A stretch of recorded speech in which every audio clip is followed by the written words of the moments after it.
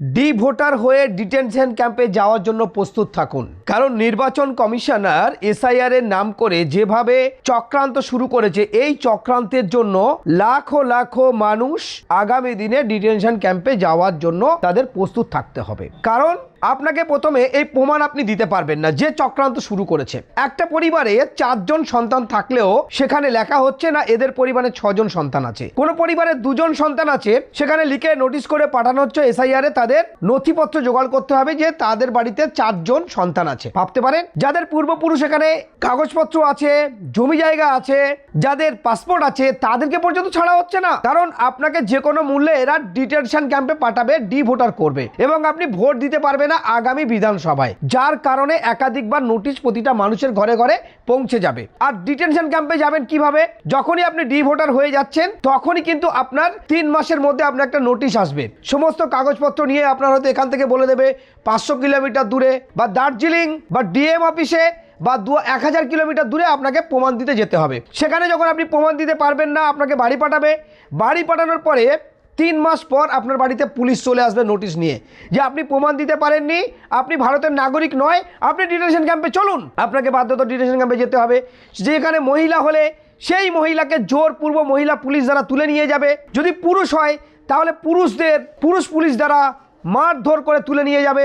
ইতিপূর্বে একাধিক রাজ্যে আমরা দেখেছি, একাধিক দেশে দেখেছি, আসামে দেখেছি, মায়ানমারে দেখেছি, শ্রীলঙ্কা দেখেছি, বা একাধিক রাজ্যে এই ঘটনা ঘটে আসছে। এবার ডিটেনশন ক্যাম্পে যখন আপনার নিয়ে যাবে, আপনার কিভাবে রাখবে?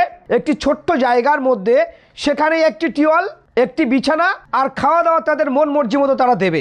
2 বছর ওই ডিটেনশন ক্যাম্পে আপনাকে রাখা হবে। আপনি কোন দেশের নাগরিক? এই 2 বছর ওই ডিটেনশন ক্যাম্পে আপনি কিভাবে থাকবেন? এই চক্রান্ত কেন?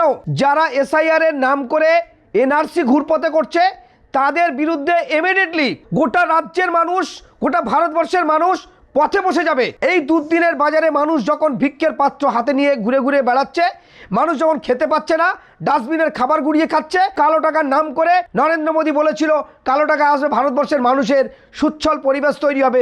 সেই কালো টাকা কোথায় গেল? তার জবাব কি মানুষ নিয়েছে? নরেন্দ্র মোদী যখন বলেছিল জিএসটি করে মানুষকে উপকার করবে, সেই পরিমাণ তার কি কোনো রকমভাবে হয়েছে?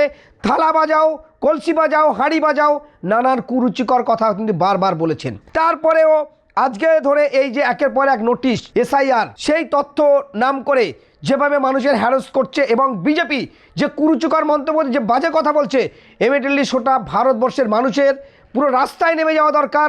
বৃহত্তর থেকে বৃহত্তর আন্দোলন না করা পর্যন্ত এদের স্বস্তি পাবে না। ইতিপূর্বে যেটা জানা যাচ্ছে, শতাধিক মানুষ কম বেশি সুসাইড করেছে, তাদের মৃত্যুবরণ করেছে। এসআইআর এর নোটিশ পাওয়াতে তাদের প্রমাণ জোগাড় করতে গিয়ে হিমশিম খেতে হচ্ছে এবং একাধিক মানুষ এ পর্যন্ত আতঙ্কিত।